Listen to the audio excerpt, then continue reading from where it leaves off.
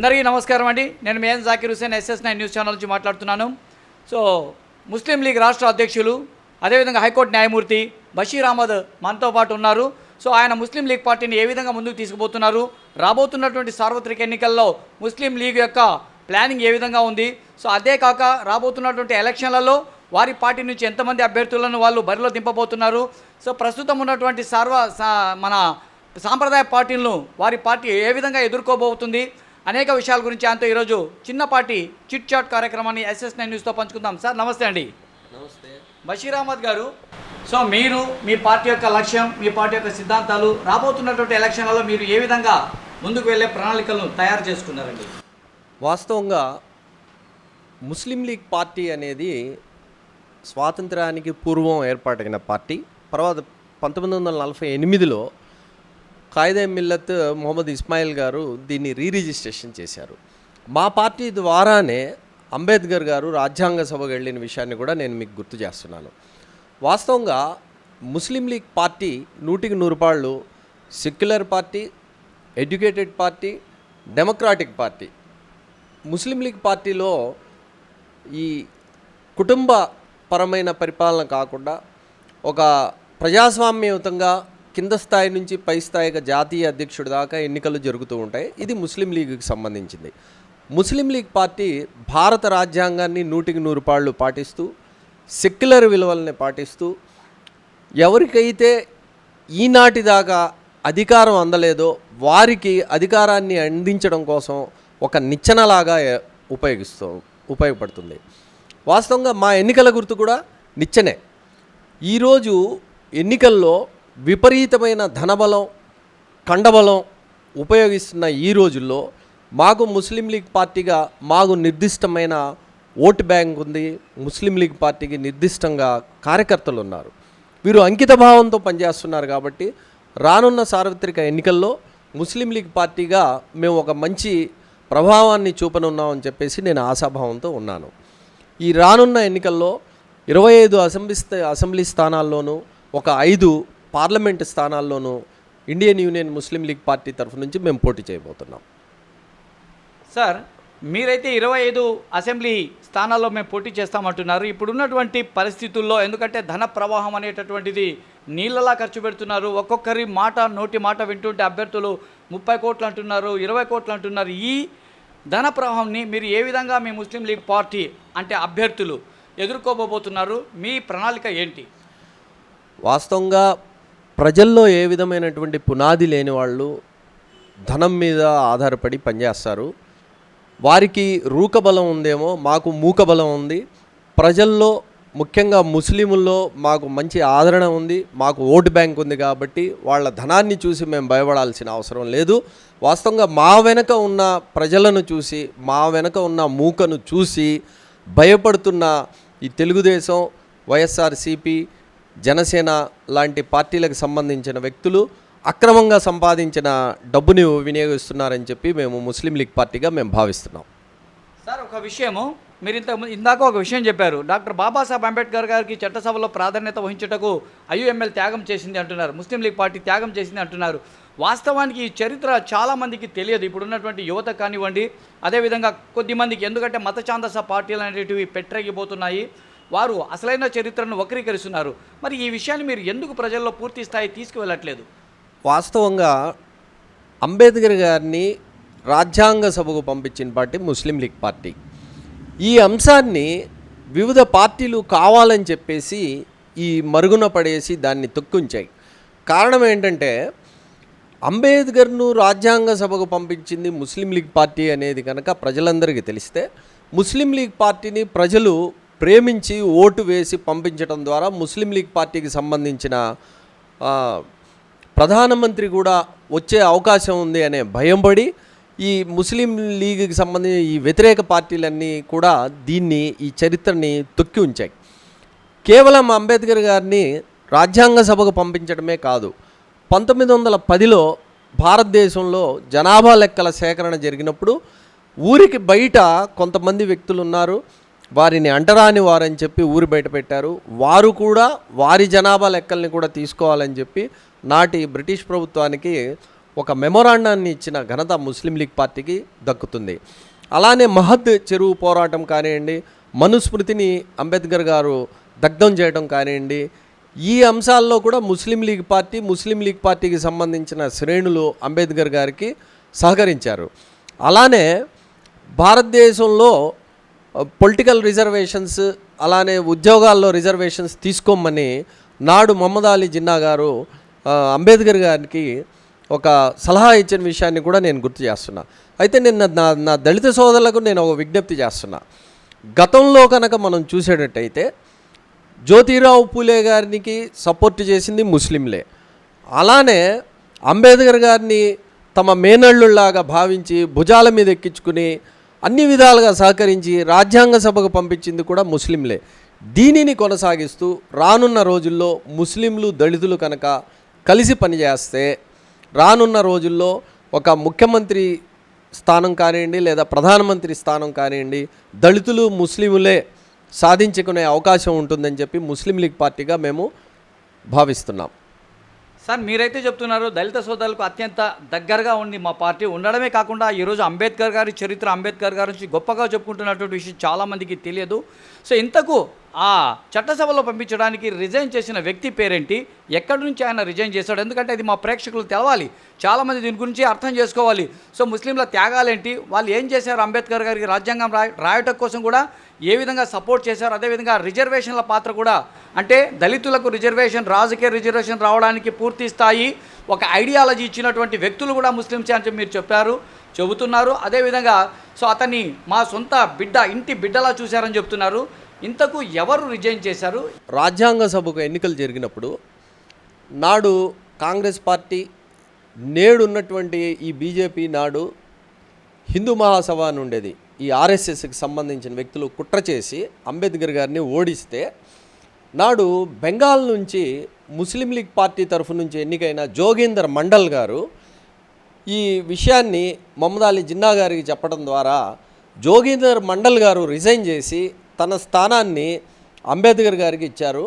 అంబేద్కర్ గారు ఇండియన్ ముస్లిం లీగ్ పార్టీ తరఫు నుంచి రాజ్యాంగ సభకు ఎన్నికవడం ద్వారా రాజ్యాంగ సభ సభ్యుడయ్యారు. ఆయన రాజ్యాంగం రాయడానికి అంబేద్కర్ గారికి ప్రాతిపదిక కేవలం ముస్లిం లీగ్ పార్టీ ద్వారానే వచ్చిందని చెప్పి అందరికీ గర్వంగా చెప్పుకుంటున్నాను. ఎందుకంటే ఈరోజు ఈ దేశద్రోహ ఆర్ఎస్ఎస్ బీజేపీ వాళ్ళు ముస్లింల గురించి, ముస్లిం లీగ్ పార్టీ గురించి చాలా దుర్మార్గంగా ప్రచారం చేస్తున్నారు. వాస్తవంగా ఆర్ఎస్ఎస్ బీజేపీ వాళ్ళే బ్రిటిష్ వాళ్ళ బూట్లు నాకారు, బ్రిటిష్ వారికి సహకరించారు. రాజ్యాంగంలో కానివ్వండి, రాజ్యాంగం రాయటంలో కానివ్వండి, స్వాతంత్ర సమరంలో కానివ్వండి వారి పాత్ర ఏ విధమైనటువంటిది లేదు, లేకపోగా వారు బ్రిటిష్ వాళ్ళకి సహకరించారు. ఈరోజు ముస్లింలు ముస్లిం లీగ్గా భారతదేశం కోసం ఎంతో సేవ చేసి, భారతదేశం ఉన్నతి కోసం కృషి చేసి జైళ్ళకు వెళ్ళిన వాళ్ళని ద్రోహులుగా చూపిస్తున్నారు. ఈ చరిత్రని ప్రతి ఒక్కళ్ళు తెలుసుకోవాలని చెప్పి ముస్లిం లీగ్ పార్టీగా నా సాటి భారతీయులందరికీ విజ్ఞప్తి చేస్తున్నాను. సార్, ముస్లిం లీగ్ పార్టీ ద్వారా అయితే చాలా ఒక హిస్టారికల్, అంటే చరిత్ర కలిగినటువంటి పార్టీనే అయినా కూడా మన రాష్ట్రంలో ఎందుకు దీన్ని పూర్తి స్థాయి ప్రజలు దగ్గర చేసుకోలేకపోతున్నారు? దానికి మీరు ఎటువంటి ప్రణాళికలు ఇంతకుముందు వేశారా, వేయలేదా? మాకైతే అర్థం కావట్లేదు. ఎందుకంటే ఇంతటి ఘన చరిత్ర కలిగినటువంటి ఐయుఎంఎల్ ముస్లిం లీగ్ పార్టీ ఎందుకు వెనుకబాటుతనంలో ఉంది? ఇంకో విషయం, ముస్లిం అని మీరు చెప్పడం వల్ల బహుజన సోదరులు పూర్తి స్థాయి ఈ పార్టీలు చేయడానికి ముందుకు రాలేదేమో, అదేవిధంగా హిందూ సోదరులు ఇంకా ముందుకు రాలేదేమో. దీన్ని మీరు ఏ విధంగా అధిగమించి రాబోతున్నటువంటి ఎలక్షన్లో ముందుకెళ్తారు? ముస్లిం లీగ్ పార్టీగా మేము 10 సంవత్సరాల నుంచి ఆంధ్రప్రదేశ్లో పనిచేస్తున్నాము. ఒక ప్రణాళికాబద్ధంగా పనిచేస్తున్నాము, క్షేత్రస్థాయిలో పనిచేస్తున్నాము. ఇది ఈరోజు రాజకీయాలన్నీ కేవలం ధనం చుట్టూ తిరుగుతున్నాయి, కానీ ముస్లిం లీగ్ పార్టీ రాజకీయం మొత్తం ఒక సిద్ధాంతం చుట్టూ తిరుగుతుంది. మా సిద్ధాంతం ఏంటంటే educational, financial and political empowerment of Muslims అనే దానికి మేము పూర్తిగా 100కి 100 కట్టుబడి ఉన్నాము. ఇప్పుడు మీరు ఒక ప్రశ్న అడిగారు, ముస్లింలు అంటున్నారు, మరి ముస్లిం లీగ్ అంటున్నారు కాబట్టి మిగతా వారు రావట్లేదా అని చెప్పేసి అడిగారు. నేను మిమ్మల్ని తిరిగి ఒక ప్రశ్న అడుగుతున్నా.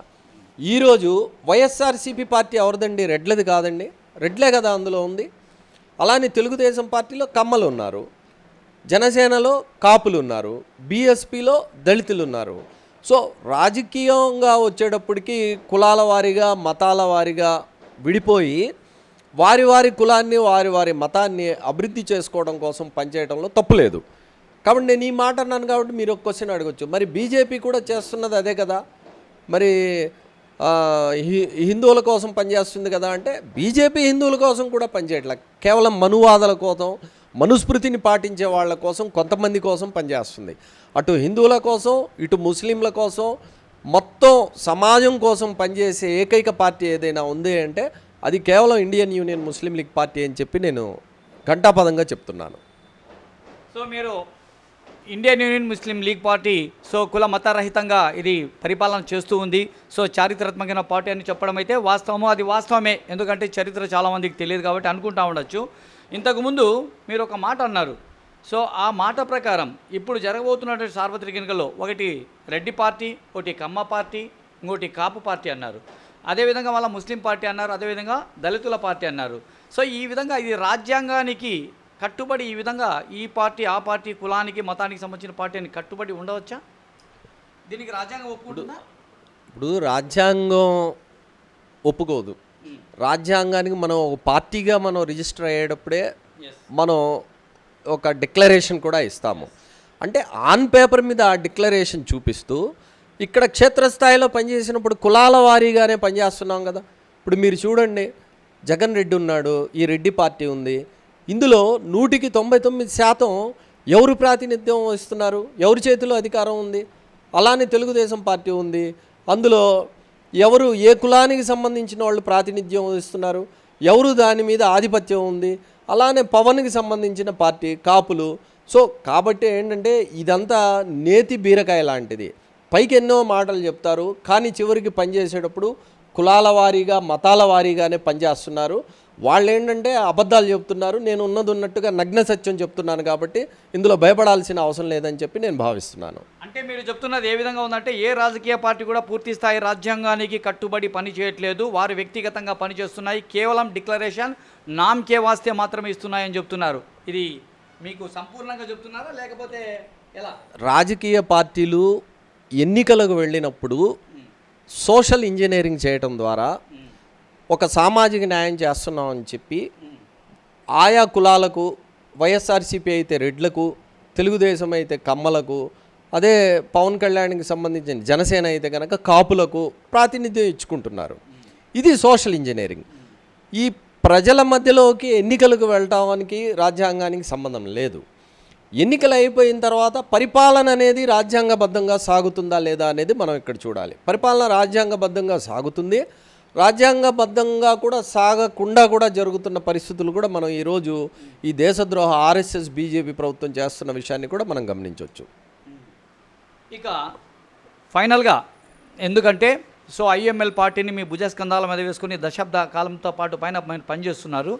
సో ఈ పార్టీని కొద్దిమంది పార్టీలోకి జాయిన్ అయ్యి ఆ తర్వాత పార్టీని సో ఏదో రకంగా ఆడుకొని వాళ్ళకు కావాల్సినటువంటి యొక్క తీర్థాలు వాళ్ళు తీసుకొని ఆ తర్వాత మీకు అంటే పార్టీకి ద్రోహం చేస్తున్నారు. అటువంటి వాళ్ళు చాలామంది ఉన్నారు. సో మీతో కలిసి ప్రయాణం చేశారు, మీ మేధాశక్తిని తీసుకున్నారు, మీతో పాటు సో మిమ్మల్ని అడ్డుపెట్టి కాస్త డబ్బు కూడా సంపాదించుకున్నారు, ఆ తర్వాత మిమ్మల్ని వ్యతిరేకంగా మాట్లాడారు. అటువంటి వారికి మీరు ఏం మెసేజ్ ఇవ్వబోతున్నారు? వారిని చూసి నేను జాలిపడతాను.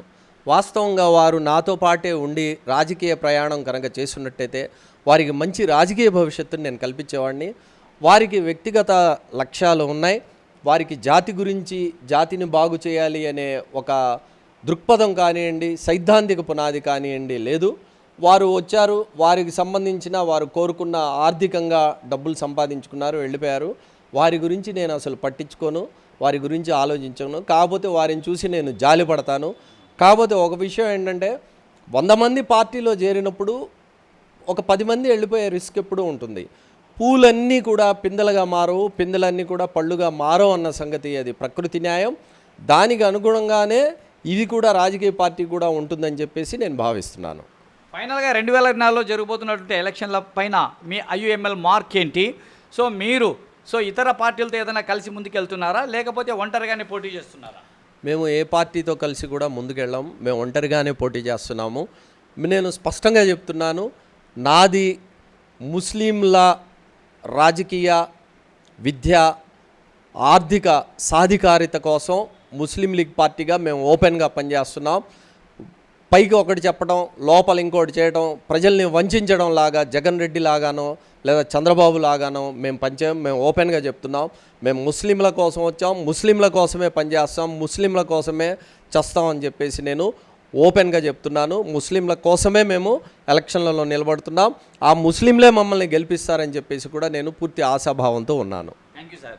సో ఖచ్చితంగా ముస్లిం లీగ్ పార్టీ అనేటటువంటిది సో అత్యంతంగా వెనుకబడి ఉన్నటువంటి ముస్లిం జనాభాను అంటే ఎస్సీ ఎస్టీ బీసీ సోదరుల కంటే అత్యంత దారుణంగా వెనుకబడి ఉన్నారు. వీరి గురించి ఏ రాజకీయ పార్టీ కూడా పట్టించుకోవట్లేదు. సో మారుతున్న కాలానికి అనుగుణంగా ముస్లింలు ఇంకా ఏదైతే రంగనాథ్ మిశ్రా కమిషన్ పేర్కొందో దాన్ని కూడా పూర్తి స్థాయి ఇంప్లిమెంట్ చేయకపోవడమే కాకుండా ముస్లింలు అంటే సో అణచివేతకు గురి చేసేలా నేటి పార్టీలు ప్రయత్నిస్తున్నాయి. కాబట్టి ఏదో ఒక విధంగా ఖచ్చితంగా మేము అధికారంలోకి రావడానికి ప్రయత్నం చేస్తాం. సో ఖచ్చితంగా దళితులను కలుపుకొని మా పార్టీ ముందుకెళ్తుంది. అదేవిధంగా 2024లో కూడా మేము ధీటైన సమాధానము ఈ యొక్క పార్టీలకు మేము ఇస్తామని చెప్తున్నారు. సో బషీర్ అహ్మద్ గారు, థ్యాంక్ యూ సార్.